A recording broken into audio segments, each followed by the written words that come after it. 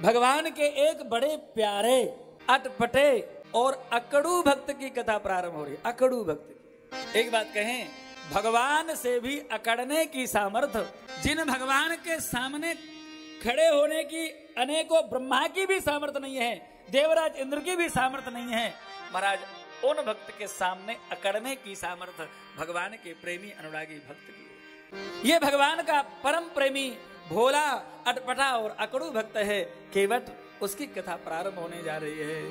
कौन पावे या को पा प्रेम नदिया की सदा उल्टी बहेगा। ये प्रेम की नदियां उल्टी बहती रहेंगी। जो भगवान संपूर्ण जीवों को भवसागर से पार करने वाले हैं, आज वो भगवान गंगा मैया से पार होने के लिए केवट के सामने प्रार्थना करने वाले, केवट से निहोरे करने वाले हैं। ये प्रेम की महिमा है राम जी, प्रेम में संभव है। आज एक ही नाव क्यों है, बाकी सब नाव कहाँ चली गई? जब लक्ष्मण जी निषाद राजगुरु को समझा रहे थे और कह रहे थे कि राम ब्रह्म परमार्थ रूपा, राम जी परब्रह्म परमात्मा है, ये समझा रहे थे, तो यह बात कुछ दूरी पर बैठा हुआ ये केवट जो है ना, वो थोड़ी दूर पर ही बैठा था, सुरक्षा व्यवस्था में इसको भी रखा गया था। उसने सुन लिया था कि राम जी परब्रह्म परमात्मा है। महाराज आज निषाद राजगुरु बहुत प्रसन्न है। एक तो लक्ष्मण जी का उपदेश प्राप्त करके, राम जी का सानिध्य प्राप्त करके, राम जी की सेवा करके आज निषाद राजगुरु परम प्रसन्न है। आज ये प्रातः काल केवट गया और जाकर के अपने महाराज के चरणों में लौट करके प्रणाम किया। जैसे प्रणाम किया तो निषाद राजगुरु प्रसन्न हो गए। मित्र, आज प्रातः काल से इतनी लंबी दंडोत कर रहे हो, बताओ आज जो मांगोगे सो मिलेगा, क्या चाहते हो मांग लो। आज हम बहुत प्रसन्न है राम जी की सेवा करके। उसने कहा महाराज दोगे? हाँ अवश्य देंगे। तो महाराज एक प्रार्थना है। क्या? बोले आज गंगा जी में मेरे अलावा कोई भी केवट नाव लेकर के रहेगा नहीं, किसी की नाव नहीं चलेगी, आज केवल मेरी नाव चलेगी। ये प्रार्थना। आप संपूर्ण नगर में डुगडुगी पिटवा दीजिए, मुनादी करवा दीजिए कि संपूर्ण नगर के जितने भी ढीमर केवट मिला है वो सब अपनी अपनी नौका इस पार नहीं तो कहीं स्वयं अपनी नौका किसी को उठा करके चल दे, तो इस पार नहीं उस पार सारी नौकाओं को गंगा जी के बाहर पलटा दिए जाए और केवल मेरी नौका गंगा जी में रहेगी, मैं राम जी को पार करूंगा। यही प्रार्थना है। निषाद राजगुरु ने वरदान दे दिया। आज केवल केवट भैया की नाव है और वो भी किनारे पर नहीं है, बीच गंगा जी में महाराज अकड़े बैठे हैं। जब संसार के जीव आपको पुकारते रहते हैं और आप उन्हें भवसागर से नहीं पार नहीं करते हैं, बार बार जीव भवसागर में डूबता है और वो पार नहीं होता है, आप खड़े खड़े देखते हैं। आज आपको भी हम निहोरे कराएंगे पार जाने के लिए। बीच गंगा जी में खड़ा है। पूज्यपाद गोस्वामी तुलसीदास जी महाराज कहते हैं, आज राम जी ने लक्ष्मण को जानकी मैया को पीछे कर दिया। अच्छा, नाव की व्यवस्था करने का काम किसका होना चाहिए? लक्ष्मण जी क्यों आए हैं राम जी के साथ में? सेवा करने के लिए आए हैं ना, तो सेवक का कर्तव्य है कि व्यवस्था जमाए। अब स्वामी को ही यदि व्यवस्था सारी जमानी पड़े, सबसे बातचीत करनी पड़े और व्यवस्था जमानी पड़े, आगे की व्यवस्था बतानी पड़े, तो सेवकों का क्या मतलब? तो लक्ष्मण जी सेवा में गए थे तो जाकर के नौका की व्यवस्था उनको करना चाहिए। लेकिन आज लक्ष्मण जी आगे बढ़ते, उससे पहले राम जी ने लक्ष्मण को रोका, भैया लक्ष्मण रुकिए, ठहरिए, आज आपको व्यवस्था नहीं करनी है, आज की सारी जिम्मेदारी सारी व्यवस्थाएं हम स्वयं संभालेंगे, आप पीछे रहेंगे, आगे मत आना हमारे। क्योंकि राम जी जानते थे ये मेरा अटपटा भगत, इससे लक्ष्मण नौका मांगेंगे और वो कह देगा जाओ जाओ लौट जाओ, कोई नौका वोका नहीं मिलेगी। ये लक्ष्मण एक ही बाण में गोविंदाय नमो नमः कर देंगे, इसलिए लक्ष्मण को पीछे कर दिया और राम जी स्वयं गए हैं। और गोस्वामी तुलसीदास जी कहते हैं, अरे मांगी नाव न केवट आ, मांगी नाव न केवट आना, ये तुम्हार मरमो में तुम्हार मरम में जाना, चरण कमल रज कहूँ सब कहे, चरण कमल रज कहूँ सब कहे, मानुष करनि मूर कछु मानस करन मूर कछु आही। छुअत सिला भई नार सुहाई, छुअत सिला वही नार सुहाई। पाहन ते न काट कठिनाई, पाहन ते न काठ कठिनाई। तरन्यु मुन घरनी होई जाई, तरन्यु मुन घरनी होई जाई। बाट परे मुर नाव उड़ाई, बाट पर मोर नाव उड़ाई। यही प्रतिपालो, यही प्रतिपालो सब परिवार। नहीं जानो कछु और कबारो, नहीं जानो कछु और कुवारो। इसलिए जो प्रभु पार अवश्य का चाहूं, जो प्रभु पार अवसि गा चाहूं। मोहि पद पदुम पधारन कहूं, मोहि पद पदम पधारन कहूं। जो प्रभु पार अवसि गा चाहूं। आ मांगी नावो न केवट आना,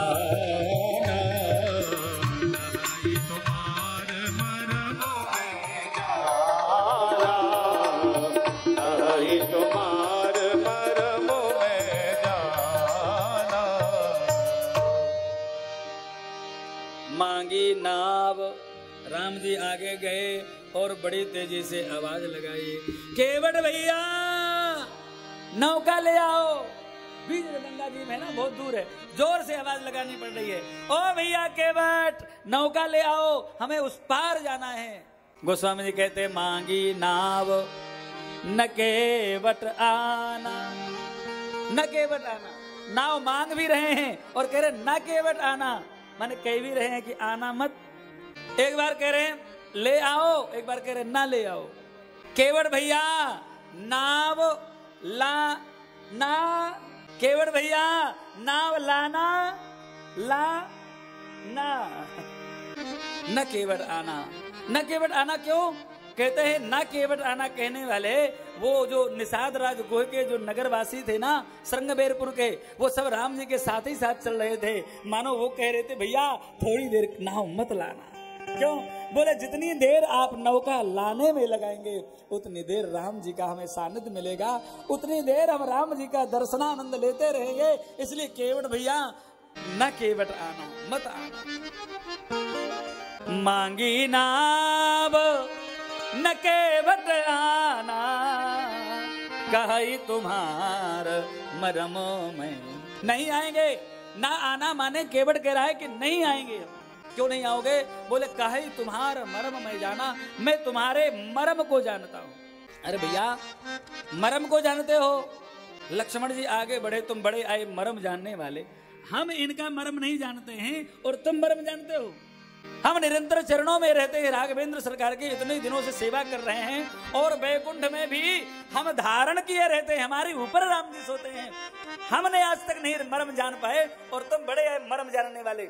गोस्वामी जी ने लिखा है, लक्ष्मण हूँ यह मरम न जाना, जो कछु चरित रचा भगवाना। तो हम मरम नहीं जानते हो, तुम जानते हो। अरे महाराज हमारी छोड़िए, लक्ष्मण कहते हैं ब्रह्मा विष्णु महेश भी इन राम जी के मर्म को नहीं जानते। ब्रह्मा विष्णु महेश भी भगवान के मर्म को नहीं जानते हैं और केवट कह रहा है कहीं तुम्हारा मर्म में जाना। क्या मर्म जाना भैया बताना? बोले यही मर्म कि आप पार होने नहीं आए हो, अब तो पार करने आए हो। आप पार होने नहीं आए हो, अब तो पार करने आए हो। किसको पार करने आए हो? बोले संपूर्ण श्रृंगबेरपुर वासियों को, हमारे महाराज निषाद राजगुह को और मेरे समस्त पूर्वजों को, पुरखों को, और उनके साथ साथ में मुझे भी आप भवसागर से पार करने आए हो। यह मर्म मैं आपका जानता हूं, मैं आपका मर्म जानता हूं, इसलिए आपके लिए नौका लाने वाले नहीं हैं, क्योंकि हमने सुना है कि आपके चरणों में कुछ जादू है। आपके चरणों में कुछ जादू है। चरण कमल रज कहूं सब कहाई, मानुष करनी मूर कछु आहई। एक मर्म यह भी जानते हैं हम कि आपके चरणों में जादू है। ये मर्म, क्या मर्म जानते हैं? आपके चरणों में जादू है। आपके चरणों में जो रज है, उस रज के लिए लोग कहते हैं कि वो मनुष्य बनाने वाली कोई जड़ी है, कोई औषधि है, मनुष्य बनाने वाली। और वह रज से पत्थर की शिला अहिल्या नारी ऋषिपत्नी बन गई थी। और कहीं मेरी नौका ऋषिपत्नी बन गई तो छुवत शिला भई नारी सुहाई, पाहन तेना काठ कटिना। उस चरणों की रज को स्पर्श करते ही पत्थर की शिला नारी बन गई। तो पत्थर से ज्यादा काष्ठ की नौका उतनी ज्यादा कठोर नहीं होती है। पत्थर ज्यादा मजबूत कठोर होता है और काष्ठ जो है थोड़ी उससे कमजोर होता है। तो यदि पत्थर की शिला नारी बन सकती है तो मेरी नौका तो काठ की है, वो तो और जल्दी बन जाएगी। और तरन्यु मुनि घरनी हुई जाई, बाट पर मुरि नाव उड़ाई। मेरी नौका भी यदि मुनि की पत्नी बन गई और उड़ गई तो महाराज मेरा धंधा सब चौपट हो जाएगा, भूखे मर जाएंगे। लक्ष्मण जी कहते हैं क्या चक्कर में पड़े हो, मोह माया के चक्कर में कि मेरी नाव उड़ जाएगी, धंधा चौपट हो जाएगा, भूखे मर जाएंगे। ये सब मोह माया है, छोड़ो। साक्षात परब्रह्म परमात्मा राघवेंद्र सरकार तुम्हारे सामने खड़े हैं और तुम मोह माया की बात कर रहे हो। भगवान की प्राप्ति हो गई, नौका में बिठाओ, उस पार कर दो, अपना काम बना लो, जीवन को सफल कर लो, छोड़ो मोह माया। केवट कहता है प्रभु लक्ष्मण जी, हम मोह माया कैसे छोड़ दें, जिस मोह माया के कारण से ही हमें भगवान की प्राप्ति होगी। एक बात समझ लेना, वैष्णवता में, भक्ति मार्ग में, प्रेम मार्ग में राम जी मोह माया से भगवान की प्राप्ति हो जाती है। मोह माया से भी भगवान की प्राप्ति हो। मोह माया त्यागना नहीं पड़ता है, मोह माया को केवल मोड़ना पड़ता है। मोह माया क्या है? केवट कहता है लक्ष्मण जी, ये नौका ही हमारी मोह माया है, नौका में ही मोह है, माया है। इसी से हमें अर्थ की प्राप्ति होती है, माया की प्राप्ति होती है, इसलिए इस नौका में हमारा मोह है। और ये नौका हमारे पास में नहीं होती तो आप लोग आकर के, राम जी आकर के हमसे ऐसे निहोरे करते कि भैया नौका ले आओ, हमें उस पार जाना है। यदि नौका नहीं होती तो राघवेंद्र सरकार का हमें दर्शन नहीं होता। इसलिए हम इस मोह माया को कैसे त्याग दें लक्ष्मण जी? इसलिए राम जी यदि उस पार जाना चाहते हो तो जो प्रभु पार अवसिगा चाहू, मुहि पद पदोम पखारन कहे। यदि आप उस पार जाना चाहते हो तो महाराज हमें अपने चरण धोने की आज्ञा दीजिए। हम आपके चरणों में जो रज है, जो मनुष्य बनाने वाली जड़ी है, उसको धो करके साफ कर दें, फिर आपको नौका में बिठा करके उस पार ले जाएंगे, कोई दिक्कत नहीं। यही प्रतिपालूं सब परिवार, नहीं जानूं कछु और कबारू। इसी से पूरे परिवार का भरण पोषण करता हूँ, इसके अलावा और कोई दूसरा व्यवसाय व्यापार नहीं जानते हैं। घर में छोटे छोटे बच्चे हैं, भूखे मर जाएंगे, उनका पोषण कैसे होगा?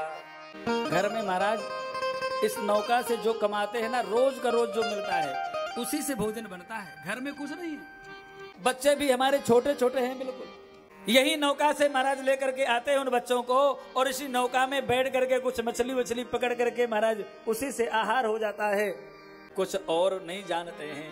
और हमारे बच्चे छोटे छोटे हैं, आशा है, विश्वास है कि बड़े होकर के यही नौका से वो भी अपना भरण पोषण करेंगे, जीविका चलाएंगे। और यदि ये नौका चली गई तो मैं अपने बच्चों को क्या महाराज व्यवसाय बताऊंगा, क्या जीविका बताऊंगा? ब्राह्मण तो है नहीं है। केवट की जात कछु वेद ना पढ़ाई। ब्राह्मण बालक होते तो महाराज वेद पढ़ा देते और कहते जाओ यजमान के यहाँ चले जाओ और बढ़िया महाराज रुद्राभिषेक करा करके, हाँ कुछ कर्मकांड करा करके और बढ़िया महाराज कुछ धन मिल जाता। केवट की जाती है, वेद भी नहीं पढ़ा सकते हैं। उपाय बताते हैं क्या? बोले वो सामने जो वो देखो बरगद का वृक्ष दिखाई दे रहा है, वो नीचे की तरफ थोड़ा सा वो बरगद के वृक्ष के पास से गंगा जी बिल्कुल घुटनों घुटनों तक है। आपको नौका की जरूरत नहीं पड़ेगी, आप वहां से पैदल गंगा जी से पार उस पार जा सकते हैं। जाइए। जानते हैं केवट भैया कि यह गंगा जी में चल करके नहीं जा सकते। क्यों नहीं जा सकते? क्योंकि गंगा जी इनकी पुत्री हैं और हमारे यूपी एमपी में दोनों में, अवध क्षेत्र में, प्रयाग क्षेत्र में, बुंदेलखंड क्षेत्र में, सब में अपनी कन्या से चरण स्पर्श नहीं कराते हैं। गंगा जी इनकी पुत्री हैं तो चरण स्पर्श कराएंगे नहीं, इसलिए ये गंगा जी को पार करके चल करके नहीं जाएंगे। जाना तो इन्हें नौका से ही पड़ेगा। बता दो कभी, जाओ जाओ। वो देखो सामने बरगद का वृक्ष है और वहां से गंगा जी घुटनों घुटनों तक है, कहीं कहीं कमर तक, बस आप उस पार चले। आज फिर चरण धोने की आज्ञा दे दीजिए। कोई बहुत बड़ी बात नहीं है, हम चरण धोने के लिए कह रहे हैं, इसलिए महाराज ऐसे ऐसे गर्दन कर दीजिए। अरे बात छोटी है सिर को हिला दीजिए, अरे बात छोटी है सिर को हिला दीजिए। राम जी पाँव अपने, हाँ पाँव अपने प्रभु जी धुला लीजिए, पाँव अपने प्रभु जी धुला लीजिए। बात छोटी है सिर को हिला दीजिए, बात छोटी है सिर को हिला दीजिए, बात छोटी है सिर को हिला दीजिए, बात छोटी है सिर को हिला दीजिए, बात छोटी है सिर को हिला दीजिए, बात छोटी है सिर को हिला दीजिए। पाँव अपने प्रभु जी भुला ले, पाँव अपने प्रभु जी भुला दीजिए। केवल भैया की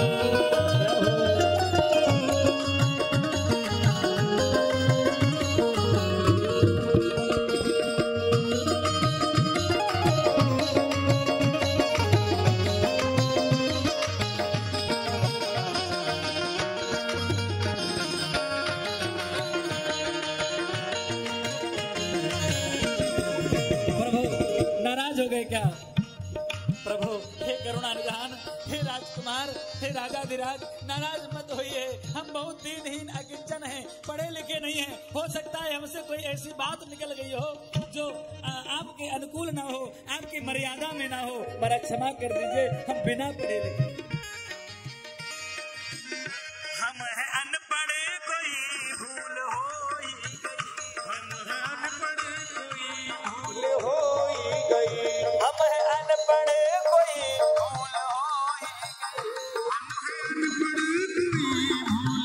होई गई, हो आप मालिक हैं सब कुछ भुला दीजिए, आप मालिक हैं सब कुछ भुला दीजिए, आप छोटी है सिर को हिला दीजिए, बात छोटी है सर को हिला दीजिए। करुणा निधान भगवान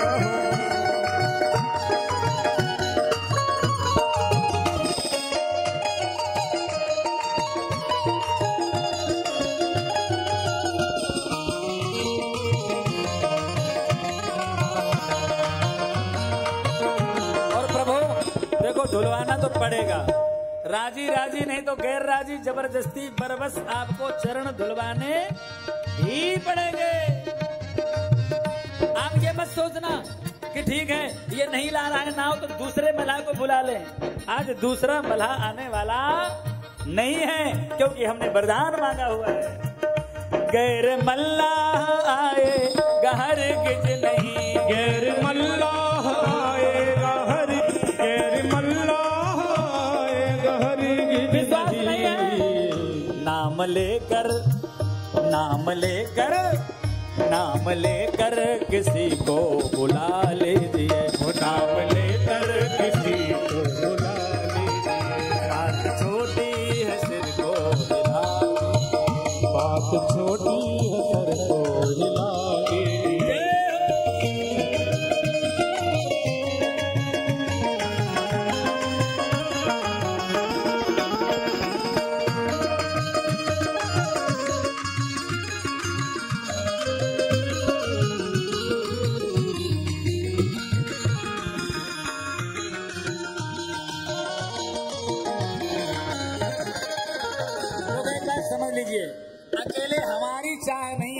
आपके चरण धोले, हमारी गरज नहीं है कोई।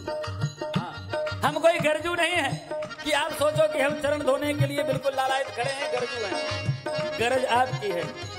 हाँ, थोड़ी सी हमारी भी है कि इस माध्यम से, नौका के माध्यम से आपके चरण धोने को मिल जाएंगे, चरणामृत मिल जाएगा, तो हमारे पुरखों सहित हमारा भी उद्धार हो जाएगा।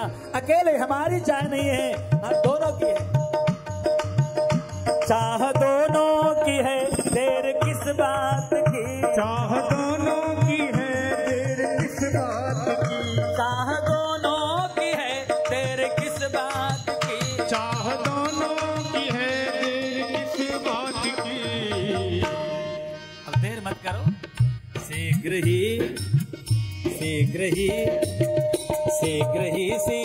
कुछ फैसला लीजिए। शीघ्र कुछ फैसला कीजिए। शीघ्र कुछ फैसला। बात छोटी है, सिर को हिला दीजिए। बात छोटी है, सिर को हिला दीजिए। वो अपना प्रभु दे, वो अपना प्रभु दे, वो अपना प्रभु।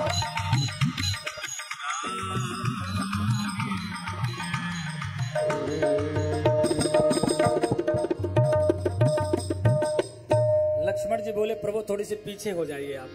लक्ष्मण जी बोले प्रभु अब थोड़ा सा पीछे हो जाइए। बोले हमें आगे आने दो, ये आपकी बात मान नहीं रहा है, हमारी बात इसको माननी पड़ेगी। भगवान बोले देखो लक्ष्मण हमारा भगत है, रोष मत करो, भगत है हमारा।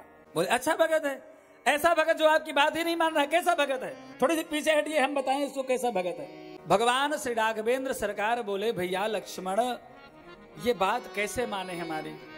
हमें पता था जब हम अयोध्या से चले थे, हमें तभी ये समझ में आ गई थी कि हमारी पूरे वनवास काल में कोई हमारी बात मानने वाला है नहीं।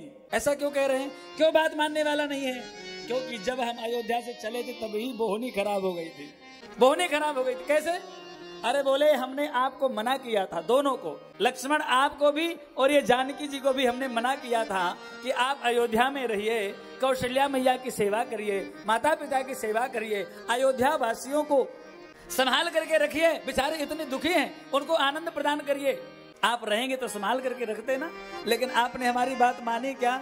नहीं मानी ना। तो जब हमारे भैया और हमारी पत्नी यात्रा के प्रारंभ में ही बात नहीं मान रहे हैं तो बोहनी खराब हो गई। ये बेचारा केवट भगत हमारी बात कैसे माने? हमें पता है कि बात नहीं मानेंगे। लक्ष्मण जी बोले प्रभु हम मनवा लेंगे, थोड़ी सी आप पीछे जाइए, हम बात मनवा लेंगे। निकाला बाण और बोले अभी बताते एक ही बाण से। केवट देख रहा था, बोले मारो, मारिए ना, हम तो मरने के लिए ही बैठेंगे, आप बाण मार दोगे तो भी हमारे ऊपर कृपा होगी। क्यों कृपा होगी? इसमें भी कृपा है। लक्ष्मण कहते बड़ा विलक्षण व्यक्ति है, बोले हर बात में कृपा, इसमें क्या कृपा है? बोले हमने सुना है जाकर नाम प्रभु, जाकर नाम मरत मुख आवा। जाकर नाम मरत मुख आवा। जाकर नाम मरत मुख आवा। जाकर नाम मरत मुख आवा। अधमाऊ मुकुत होय श्रोते गावा। अधमाऊ मुकुत होय श्रोते गावा। जिनका नाम मरते समय मुख में आ जाए, केवल नाम आ जाए, अधम से अधम जीव क्यों ना हो, वह मुक्त हो जाता है। ऐसा वेद गाते हैं, श्रुतियां गाते हैं, प्रमाणिक बात है। सोमम लोचन गोचर आगे, आज वही हमारे नेत्रों के सामने खड़े हैं और उनके सामने आप हमें बाण मार दोगे और हम प्राणों का विसर्जन करके महाराज प्राण त्याग देंगे, मर जाएंगे, तो हमें पक्का पता है राम जी के चरणाश्रम में मरेंगे तो राम जी के धाम को जाएंगे। इसलिए लक्ष्मण जी देर मत करिए, आप अपना बाण चलाइए और महाराज हमारा काम तमाम कर दीजिए। काम बना दीजिए। बोलो भक्त वत्सल भगवान की। इसलिए लक्ष्मण राम जी यदि आप पार जाना चाहते हैं तो जाओ प्रभु पार अवश्य गा चाहू मोहि पद पदोम पखारन कहूं। तो मुझे आप चरण धोने के लिए कहिए। हम समझ गए आप चरण धोने के लिए क्यों नहीं कह रहे हो, क्योंकि आप समझ रहे हैं कि हम चरण धो लेंगे फिर नौका में बिठाएंगे और फिर नौका में बिठा करके उस पार ले जाएंगे तो फिर आपसे कुछ उतराई मांगेंगे, और जो बिना जेब के कपड़ा पहने हैं, जेब ही नहीं है, तो वो उतराई क्या देंगे। लेकिन राम जी चिंता मत करिए, पद कमल धोए चढ़ाई नाव ननाथ कछु नानाथ उतराए पद कमल धोई चढ़ाई नाव नानाथ उतराई। आपको विश्वास नहीं हो रहा है? मैं आपसे कोई उतराई नहीं लूंगा। आप बैठिए नाव में, चरण धुलवाइए, नाव में बैठिए, उस पार चलिए। आपको विश्वास नहीं हो रहा है, हम उतराई नहीं लेंगे। विश्वास नहीं हो रहा है ना, हम सौगंध खाते हैं। मोहि मोहि राम रावो रे आने दशरथ सपथ सब साचे कहूं। मोहि राम राम आन दशरथ सपथ सब साची कहो। हे राघवेंद्र, मैं आपकी दुहाई दे करके और आपके पिताजी महाराज दशरथ जी की सौगंध खा करके कह रहा हूँ, शपथ खा करके कह रहा हूँ, पूरी कौड़ी भी आपसे उतराई में मैं नहीं मांगूंगा। आप आज्ञा करिए, चरण धुलवाइए, नौका में बैठिए, उस पार चलिए। लक्ष्मण जी तमतमा गए। पिताजी का नाम सुनते ही क्रोध में आग बबूला हो गए। लक्ष्मण जी तत्काल अपना बाण अब की बार निकाले और धनुष पर चढ़ा ही दिए, बिल्कुल प्रत्युत्तर तान ली, मार डालेंगे। हमारे बाप तक जाता है, अभी तक तो हमारे भैया तक था, अब ये बाप तक पहुंच गया, छोड़ेंगे नहीं, मार डालेंगे।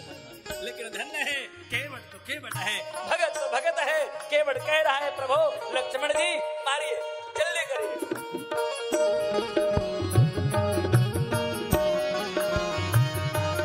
परुतीर मारहु लखन पे, परुतीर मारहु लखन पे जब लगे ना पाए पखारी हो, जब लगी न पाय पखारी हो, तब लगे ना तुलसी दासनाथ कृपालो पार उतारी। तब लगे न तुलसी दास नाथ कृपालो पार उतारी हो। हाँ कृपालो पार उतारी हो, हाँ कृपालो पार उतारी हो। आप भले ही तीर मार दीजिए, बाण मार दीजिए, लेकिन जब तक चरण कमलों को धो नहीं लूंगा तब तक आपको उस पार ले जाने वाला नहीं हूं। इसलिए आज्ञा दीजिए, चरण धो लें। बाबा कहते हैं, सुन के वट के बहन प्रेम लपेटे अटपटे, बिहसे करुणाए चितई जानकी लखन। सुन केवट के बैन, कैसे बैन सुने? कहते प्रेम लपेटे अटपटे, प्रेम से लिपटे हुए अटपटे बैन सुने। अटपटे क्या है?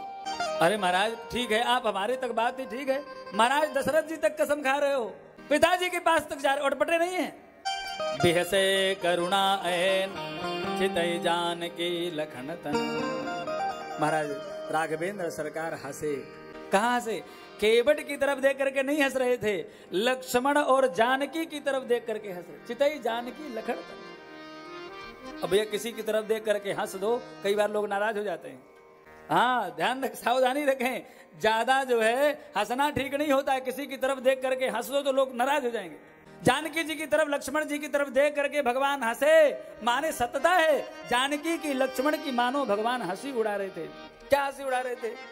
ये जो केवट है, यह क्षीर सागर में, बैकुंठ में भगवान का कोई परम भक्त पार्षद था और यह देखता रहता था खड़े खड़े निरंतर भगवान के सामने कि किशोरी जी, जानकी जी, लक्ष्मी मैया निरंतर भगवान के चरणों का संवाहन कर रही हैं। ये लाल लाल कोमल चरणारविंद चरण कमलों का एक बार यदि मैं भी स्पर्श कर लूं तो मैं धन्य हो जाऊं।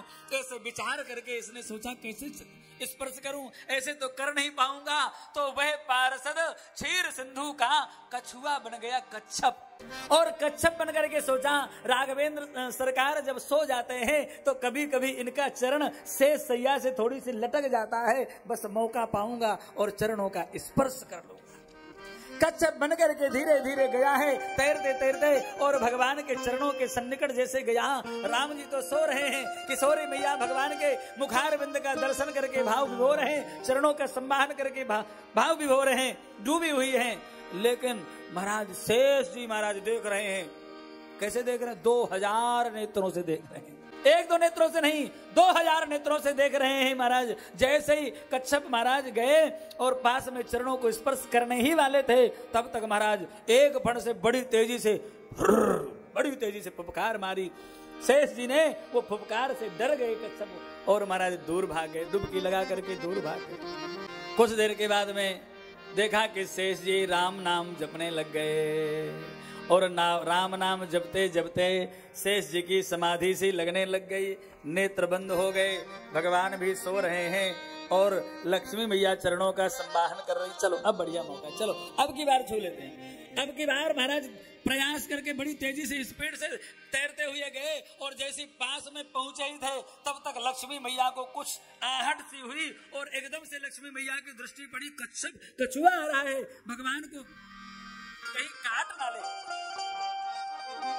लक्ष्मी भैया ने ऐसे करके महाराज बड़ी तेजी से डरा दिया और भगा दिया, चरणों को स्पर्श नहीं करने दिया। बार बार प्रयास करने पर भी कभी लक्ष्मी जी श्री जी भगा देती थी और कभी शेष जी भगा देते थे, चरणों को स्पर्श नहीं करने दिया। रोने लग गया भगत भगवान के ध्यान मग्न होकर के, प्रभु मैं क्या इतना अदम हूँ कि मैं आपके चरणों का स्पर्श नहीं कर सकता हूँ? क्या मेरे ऊपर कभी कृपा नहीं होगी? मैं आपके चरणों को स्पर्श नहीं कर पाऊंगा? भगवान का नाम भक्त वांछा कल्पतरु है, सर्वस्व च हृदय वस्थितः। भगवान सबके हृदय की जानने वाले, सबके हृदय में विराजमान है।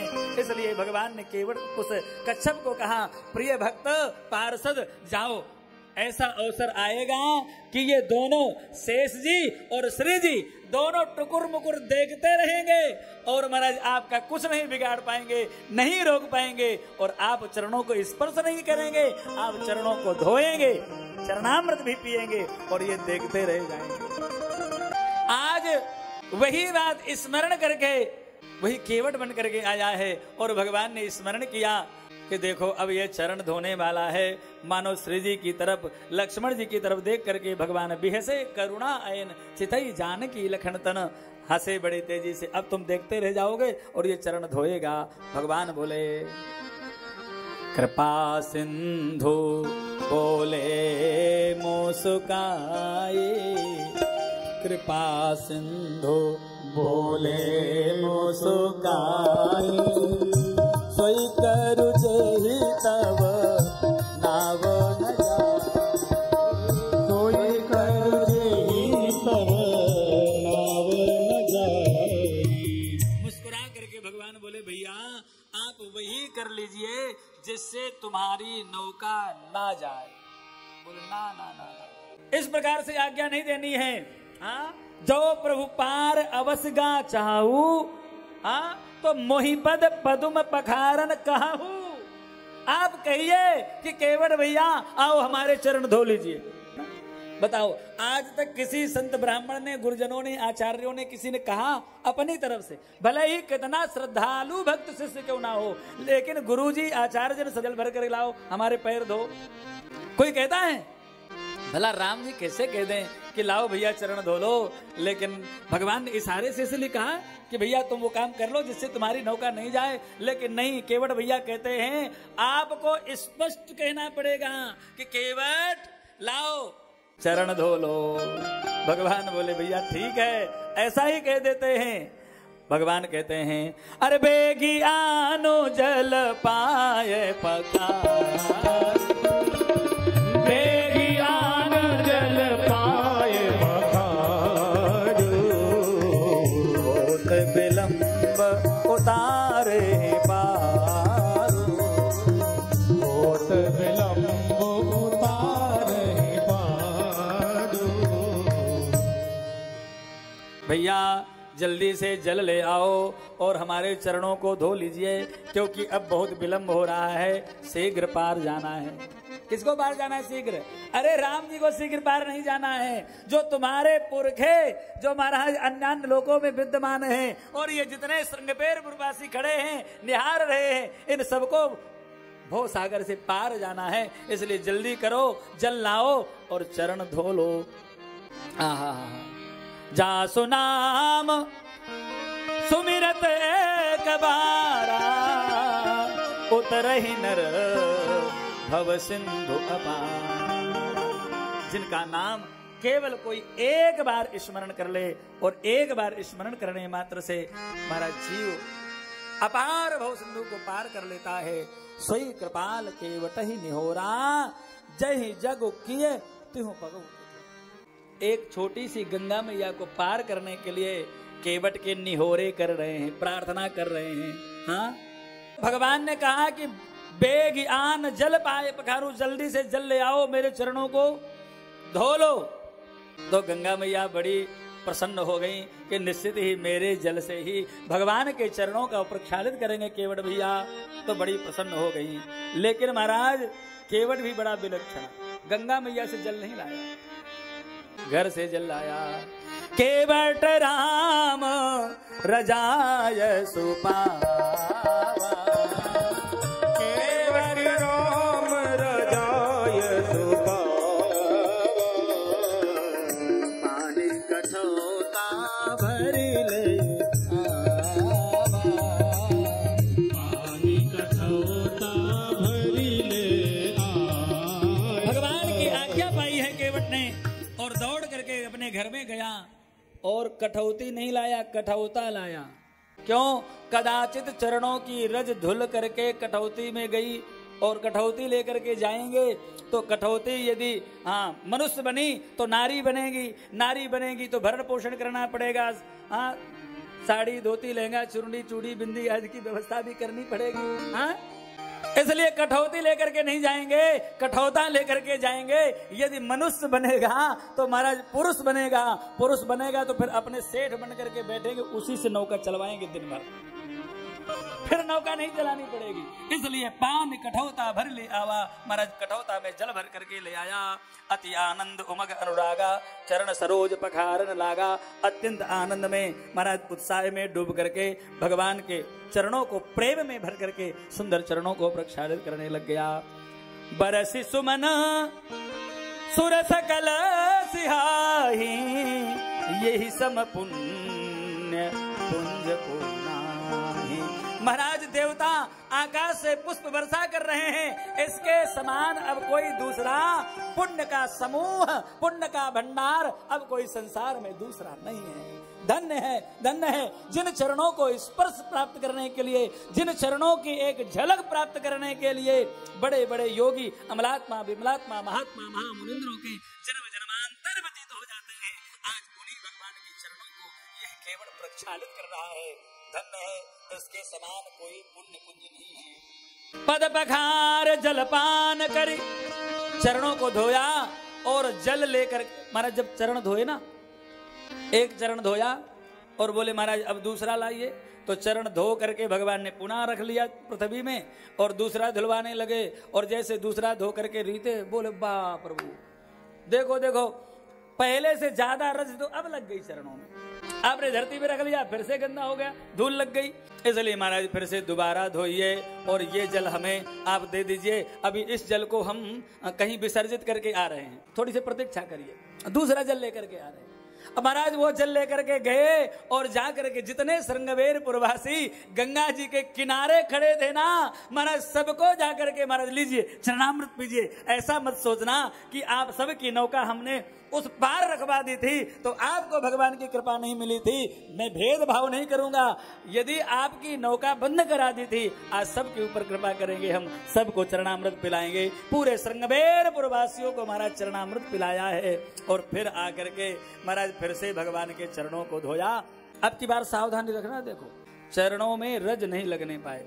अब महाराज फिर से धोया, अब धोया तो फिर से महाराज रखना पड़ा, फिर से लग गई, देखो देखो फिर से वही कर दिया आपने, फिर से रज लग गई। अब फिर से हमें देखिए, रुकिए थोड़ी देर प्रतीक्षा करिए, अब इस जल को पुनः विसर्जित करके आने दीजिए। महाराज दौड़ता हुआ गया अपने घर में और घर परिवार के जितने लोग थे, कुछ बुजुर्ग बड़े बूढ़े थे जो घर से बाहर निकल सकते थे, उनको भी महाराज चरणामृत पिलाया, पत्नी को पिलाया, बच्चों को पिलाया और फिर महाराज दौड़ करके जल लेकर के आया।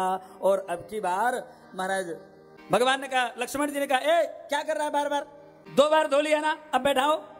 बोले महाराज रज लग जाती है, क्या करें? बोले कोई व्यवस्था बनाओ। बोले ठीक है, अपनी साफी गमछा बिछा दिया और कहा, प्रभु आप महाराज चरण धुलने के बाद में आप अपना चरण मेरे साफी पर गमछे पर रखिएगा। जानबूझ करके चरण धुल करके एक रखवा दिया और जब दूसरा चरण थाली में कटोते में लेने लगे तो जानबूझ करके भगवान को हिला दिया, भगवान गिरने लगे। प्रभु गिर रहे हो, ये आप ऐसा करो, अपना हाथ मेरे मस्तक पर रख लीजिए, पकड़ लीजिए, हाँ तो गिरेंगे नहीं। भगवान का वरद हस्त, इस बहाने भगवान का वरद हस्त अपने सिर पर मस्तक पर रखवा दिया है और भगवान के चरणों को धोया। भगवान साफी पर खड़े हैं। केवट भैया बोले, प्रभु एक बार थोड़ी सी और धुलूंगा, थोड़ी देर खड़े रहिए, एक बार और धुलूंगा, ये जल भी मैं विसर्जित करके आ रहा हूं, फिर एक बार और धुलूंगा। लक्ष्मण बड़े तमतमा रहे थे, अब क्या रह गया, सबको तो पिलाए आया, अब कौन रह गया? बोले आपसे पहले कोई पार जाने वाला खड़ा है, पहले उनको पार कर दूं और उसके बाद में फिर आपको पार कर दूंगा। लक्ष्मण जी राम जी चारों तरफ देख रहे हैं, भैया यहाँ पर हमारे अलावा और कोई पार जाने के लिए खड़ा नहीं है। बोले दिखाई नहीं दे रहे हैं, वो अदृश्य है, कौन है? बोले हमारे पूर्वज पितर, वो महाराज भवसागर को पार करके आपके चरणों को, आपके धाम को प्राप्त करने के लिए खड़े हैं, उनको पार कर देने दो। तो पद पखार जलपान करी आप सहित परिवार, पितरु पार करी। पितरों को महाराज उसी जल से महाराज तर्पयामी तर्पयामी तर्पयामी सुधाय बिया पितृ बिया तर्पयामी, महाराज सुंदर तर्पण किया है पितरों को उसी जल चरणामृत से तर्पण करने के बाद में पुनः भगवान के चरणों को धोया है और सुंदर चरणामृत पान किया और चरणामृत पान करके पितरु पार करी प्रभु ही पुनि मुदित गयो। सुंदर नौका में बैठ करके ठाकुर जी केवट भैया देर तक महाराज गंगा मैया में भगवान को घुमाते रहे, नाव नवरिया खिलाते रहे और उसके बाद में महाराज उस पार किया है। उतर ठाढ़ी भय सुर शरीरेता सिय राम गुह लखन समेता। किशोरी जी को पहले उतारा, फिर महाराज राम जी उतरे, फिर निषाद राज गुरु उतरे, तब लक्ष्मण लाल जी उतरे।